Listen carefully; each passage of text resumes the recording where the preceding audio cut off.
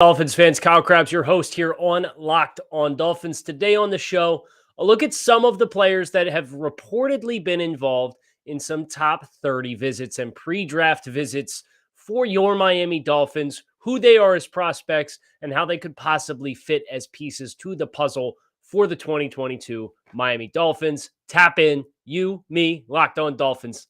Let's get after it. You are Locked On Dolphins, your daily Miami Dolphins podcast, part of the Locked On Podcast Network, your team every day.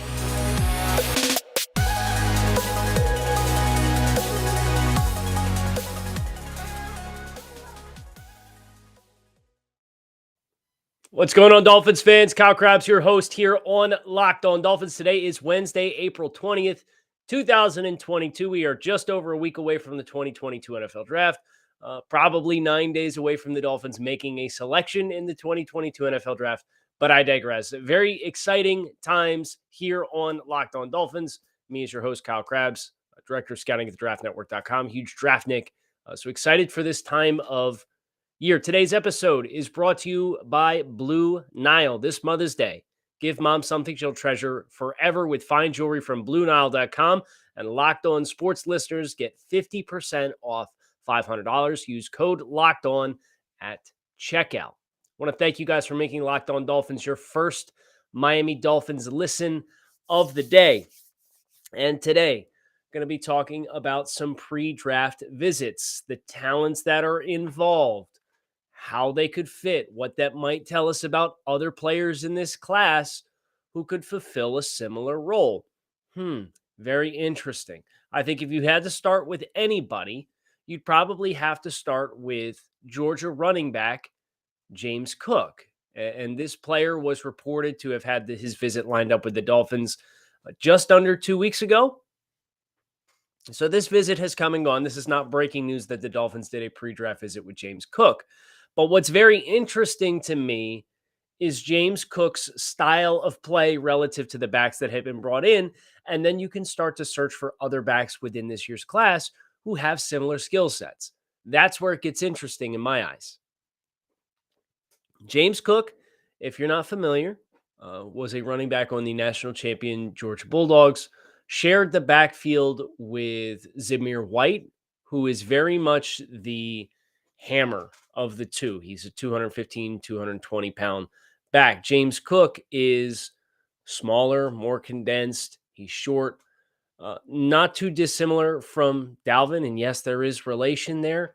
From a stature perspective, he's not as big as Dalvin, but he's probably a better pass catcher than Dalvin was. I don't think he's as dynamic as a runner, but James Cook was in a running back stable with the Georgia Bulldogs. And this is somebody who Georgia spent a lot of time moving around the offensive sets. They lined him up out wide and had him run go routes down the field, and he was catching them and getting targets there. His receiving skill set out of the backfield, very, very, very high caliber. And I think that becomes an interesting conversation because when we talk about backs in Miami, we typically are like, okay, where's the 215, 220-pound sledgehammer guy? As compared to, okay, where's the 195-pound guy who can go out and catch the rock out of the backfield? Because that's James Cook. And I think about what James would bring, and it would be continuity amongst your skill sets. And I would imagine with the way the Dolphins pursued wide receivers, more specifically Tyreek Hill to pair with Jaylen Watson, with their running it back with Durham Smythe, there is some interchangeability with some of your talent as far as we've talked in the past about core principles, right? What are your core principles as a football team? Like, what are your staple plays that you want to run? And then you as a play caller, your challenge is how many different ways, how many different personnel groupings, how many different looks and formations and motions and shifts can we use to get back to those same bread and butter plays? And you think about Chase Edmonds and what he can do as a pass catcher out of the backfield. And if you go out and you get another player in that light, like a James Cook, that's another layer to continuing to keep opposing defenses on their toes, because it's not, okay, there's Malcolm Brown's in the game, so let's load up the box and stuff a critical run on a short yardage situation. It's great when it works. Specialization is great when it works, and it's probably more effective than having multiple layers of players who you ask to do the same things. But the give and take there is, if you can't outmuscle the opposition when they know what you're going to do, doesn't do you a lot of good. So this seems like a little bit of a philosophical shift, assuming the Dolphins follow through and either draft James Cook or players like James Cook. I think Kyron Williams from Notre Dame, he's not as good with his vision as what James Cook is, but he was recruited as a slot receiver before transitioning to play running back, similar stature as players. I would take both of those guys over Myles Gaskin. And we spent some time yesterday talking about things we're excited to see for the Dolphins offense. And we included the screen game, and we talked about speed on the perimeter and all that jazz. But in general, I guess as a footnote that I should be able to slide in here as an additional add-on is getting the backs more involved, catching the ball out of the backfield. There were not too many instances where you felt like, okay, we're consistently getting our backs involved in mismatches against linebackers in space and asking them to create. Like, there should be design concepts for that. And it felt like the backs largely with this past regime were more of an afterthought as far as how they were approached to and tasked with contributing in the passing game beyond pass protection. So James Cook, certainly one to watch from a projection standpoint. That's a third-round player. You might be able to get, if you go a different direction, you want to get Kyron Williams from Notre Dame, you could probably get him in the fourth because he didn't run particularly well. But James Cook, that would be your first pick if you were to follow through on that guy. So what this is going to allow us to do is start to string together some mini boards for like your third and fourth picks, and then like your seventh round draft picks, as far as who we should be mindful of and watching to see if they gain traction for the Dolphins. Okay. Mother's Day is just around the corner, so I need everybody to dial in, please. Okay. This is a very important window for most of you who listen to this podcast. So what I would love for you to do is get your significant other or your mom something she will not forget on Mother's Day this year, right? Whether it's wife, girlfriend, mother, mother-in-law, grandmother, you name it. If you're looking for fine jewelry to celebrate life's special moments, but you're having trouble choosing where to go, Blue Nile has jewelry experts on hand 24/7 via phone or chat to help you find a memorable gift at every budget. Mark Mother's Day with something enduring. Classic diamond stud earrings, elegant tennis bracelets, birthstone pendants, and so much more on BlueNile.com. Celebrating the special woman in your life. On BlueNile.com, you can easily navigate thousands of pieces of fine jewelry options at every price point. This Mother's Day, Mom, get her something she'll treasure forever. Locked On Sports listeners are getting $50 back off of $500. This podcast exclusive is only good through Mother's Day. Use code Locked On. That's Locked On. Plus, every order is insured, ships free, and arrives in discreet packaging that won't give away what's inside. Shop stress-free and find your forever peace. Go to BlueNile.com today. Next, top 30 visit reported courtesy of Justin Mello of the draftnetwork.com. Washington State cornerback Jaylen Watson met virtually, with the Dolphins. 6'3", 204 pounds, 4.47 at the pro day, 38-inch vertical jump at his disposal. Pretty good athlete, pretty good height, weight, speed athlete on the outside. So Jaylen Watson is somebody who's probably going to be a mid-round player. I think he's probably between the two buckets of picks that the Dolphins have right now. I'd be very surprised if he snuck into the top 100 or the first 3 rounds, but I'd also be very surprised if he was there in the 7th. So Watson for me for the Dolphins is probably a hybrid type defender. I do think he's at his best when he could play on the body of guys. I don't necessarily see the movement skills on the outside. He matched up against Drake London in their matchup against USC this year. And he showed some really bright flashes of physicality, but he also kind of struggled on the perimeter with his transition. So Watson for me is somebody who's a hybrid defensive back who shows good appetite for playing physical, good ability to step up and play the line of scrimmage, and is probably somebody who would have a prominent special teams role for the team. And I know nobody wants to sit here and listen to me talk about special teams for 20 minutes, but it is an important layer, especially for a roster now that's starting to fill itself out and is starting to look more and more complete. Having guys who can come in and contribute on teams. Look at Noah Benogany is a perfect example of the doomsday scenario. You draft a guy high, he can't get on the field because he's stuck behind Byron Jones and Xavier Howard stays healthy. He can't get in the nickel because there's too many pre-snap processing things involved for him as a player who's still new to the position. And you're scrapping to get him onto special teams as a gunner. That's obviously a little different story because he was a first-round draft selection at number 30 overall. But with guys that are mid-round guys, if that happens, you don't make the team, right?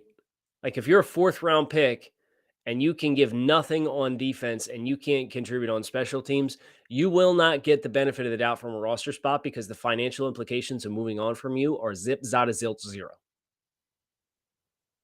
Make no mistake, that's why Noah Benogany is still here, because the money, the investment that they made and the money that they're committed to for him is too much to justify parting ways.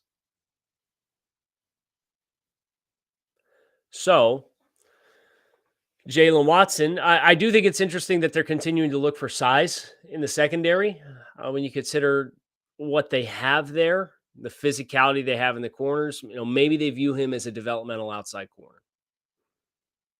Hard to say.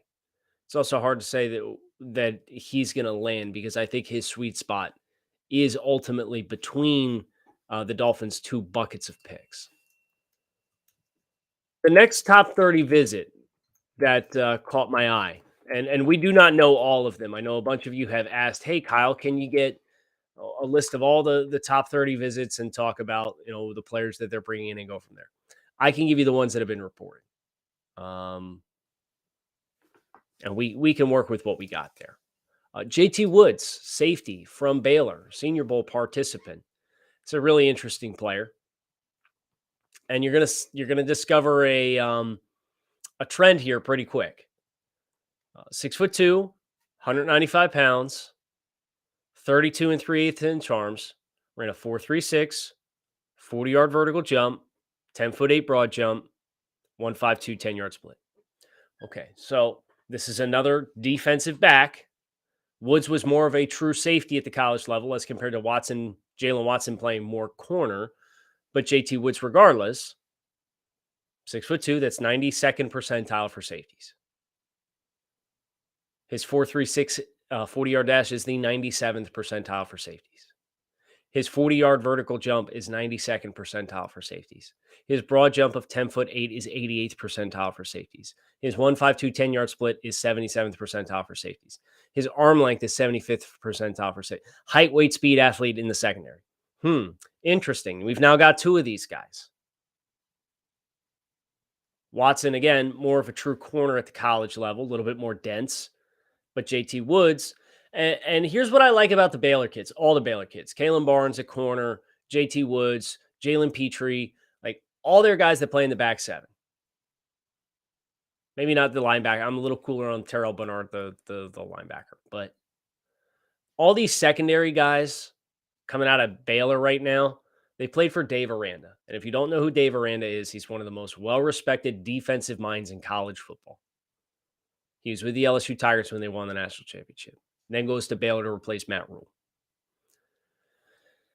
These are cerebral football players. Now, they're not the players that Dave Aranda recruited, right? He hasn't been there long enough. These are Matt Rule's players. But Matt Rule, from a program development standpoint, always had a really interesting philosophy. It was, we want to go get guys that have the uncoachables and coach them up. We want to get rare athletic blends of traits, and we will build them up. Easier said than done, but at least at the college level, and especially at a program like Baylor, right, where Matt Rule steps in after leveling up Temple the way that he did, you get a chance to, you get a little bit more of a leash. And Matt Rule very quickly found enough impact athletes that if every guy's a coin flip, but you go get 30 boom or bust recruits that have all the physical traits you can't teach, and everyone's a coin flip, suddenly you get 15 guys at the college level. And you've got a runway that's going to allow you to see that through and build those guys up. So they had the traits that Matt Rule wanted to covet as a team that could not recruit with the big dogs, but wanted to give themselves a fighting chance to turn themselves into a competitive program. And then you get them playing for Dave Aranda. So there's a lot to like here with this. And this is the trend that I'm noting as I'm looking at who they have brought in for their pre-draft visits that I think might be trying to tell us something. As far as who are they looking to add, I don't think we typically associate the secondary as a position that we're going to see the Dolphins draft early. And maybe they don't draft it early, but depending on how they move and shake from here, I would not be surprised to see the Dolphins be very busy on draft weekend, even if they don't have a lot of picks. Manufacturing more picks, trading back, trading up, being like, they're going to have a couple of guys that they're going to go out and get. And it's not going to be as easy as it was last year when I sat here and I was like, looking at the Dolphins offense and Tua Tagovailoa's style of play, Jaylen Waddle's the best fit amongst the top skill pass catchers. I think he should be the pick. He's my number one pass catcher for the Dolphins on their board. And the Dolphins need more organic pass rush. They really like explosive athletes. Jalen Phillips should probably be the top name on their list. And if he's not, it's because of the concussion history. Magically, both those guys get drafted by the Dolphins. It was a huge brand win for me that, I'm a big draft guy. And to try and connect the dots and think with logic and to have the Dolphins mirror that and then have those players go on to have the seasons that they had last year, chef's kiss. But you know what? That's not going to happen this year. There's so much that's going to happen out in front. So the best that I can do to try to read the tea leaves is look for trends amongst the players. And we have one with Jaylen Watson and JT Woods as two of the players that the Dolphins have shown a strong amount of interest in. I've also shown a strong amount of interest in Built Bar. Built Bar is a protein bar that tastes like a candy bar. These things are high in protein, high in fiber, low in calories, low in sugar. They have 100% chocolate on all of their bars. They're absolutely positively delicious. Right now, you can visit Built.com, use promo code LOCK15, and save 15% off your next order. That is Built.com, promo code LOCK15 to save 15% off your next order of the world's most delicious protein bar. Cameron Good from Cal is the next name on our list. And here's what I can tell you about Cameron Good. He's an older prospect, 6'4", 240 pounds, has been highly productive, but he's played since 2017, which is his true freshman season. So 20 and a half sacks, 36 career tackles for loss for Cameron Good. He had 2 career interceptions. They came in 2018 and 2017. He is somebody who is going to be a late round target. And I do think has some level of hybrid ability to play for you. And with the Dolphins and a lot of moving pieces and somebody who could probably play a little bit stack off ball linebacker, but could also be walked up on the line of scrimmage. Okay, there's some variety here. But this is not a player for me that really moves the needle as like, okay, this is anything more than what you might get as the late round flyer guy. And with late round flyer guys, if you're an older prospect, that kind of takes the wind out of your sails for what we think the ceiling could probably be. Cole Strange, Chattanooga, top 30 pre-draft visit. This is a big one. This could be the first guy off the board for the Dolphins. I know Senior Bowl executive director Jim Nagy stated that he felt there was no way on social media the other day that Cole Strange gets out of the second round. And if that's the case, he's probably outside the Dolphins strike zone. But I love the fact that they're kicking the tires on him here. If you want to add competition to the center room, and teams do legitimately call and inquire about Michael Dieter from time to time, Cole Strange is a great add because I think he has the same kind of positional versatility that Michael Dieter does. Cole Strange would be going back to step one and starting over from a player development standpoint, unless you keep them both on the roster, which I would not be mad about. And he played guard at Chattanooga, but you'd be probably drafting him to play center. What the ceiling is for the kid from Chattanooga, go watch the Kentucky game. Really good in the run game. There's a lot of player development that needs to happen for him as far as his consistency, him being able to anchor as a center and snap with accuracy and all that. Like, that's going to be where his player development comes into play. And that's perhaps, if you want to get scared about what bringing Cole Strange in would look like, that's probably a good place to start, is we don't know how quickly he'll acclimate to full-time life at the center position. But this was a player who, when you watched him on tape, I got very excited about the potential of him coming in. Another defensive back, Zion Gilbert, Florida Atlantic. You will continue to see a trend. 6 foot, 193, 4.4 flat, 40-inch vertical jump, 11 foot 6-inch broad jump. Height, weight, speed athletes on the back end. Going to continue to be a point of emphasis for this team. Great. Now it's just trying to line up where they fall. And when the Dolphins style of play, you have to have these kinds of guys, right? We heard Wes Welker on the Fish Tank talk about how life in the slot is more cerebral. Life on the outside is where the athletic freaks live. You got to be an athletic freak to win out there and win with consistency. And for the Dolphins, who play as aggressive as they do and want to be as blitz heavy as they are, and want to have defenders that are able to play in the face of receivers and mirror on the outside with all that grass to cover, you need freak athletes to do it, to pull it off. So hopefully this is an indicator of the Dolphins continuing to be looking to build their runway of a lot of cover zero, a lot of cover one, blitz heavy concepts with press coverage on the outside, and trying to get some athletes that they can get into the system and they can bring along in the same way that Nick Needham was brought along, and just have a lot of depth out there for guys who can be wins. Heck, I mean, Noah Benogany was that. Now, Noah Benogany was a reach by about 2 rounds, if you ask me. And if you asked me back then, I'd have said the same thing. But you could see what the thought process was, and that, okay, this is a program that's really keyed in on player development. He's got all the uncoachables. He probably wouldn't have been there in the range. Somebody was going to overdraft him based on the traits. Miami's betting on their ability to coach him up. Didn't work. Go find me the team that hits and bats 1,000. They don't. Now, you really could not have afforded to take an L with that pick with some of the other players that were available, just like you really could not have afforded to take an L with the Austin Jackson pick, too. And of course, there are those within the fan base who will be quick to remind you that there was another quarterback on the board at 5. It is what it is. We got the players we got right now.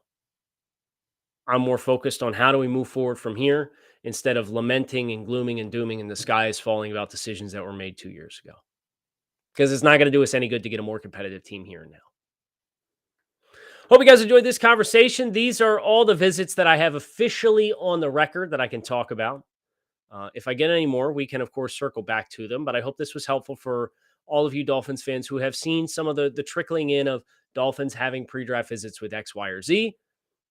Here's who they are, the ones that are on the record. And here's the trends, especially in the defensive backfield that we have identified. Let's keep that in mind as we continue forward. Kyle Krabs, fins up, keep it locked in right here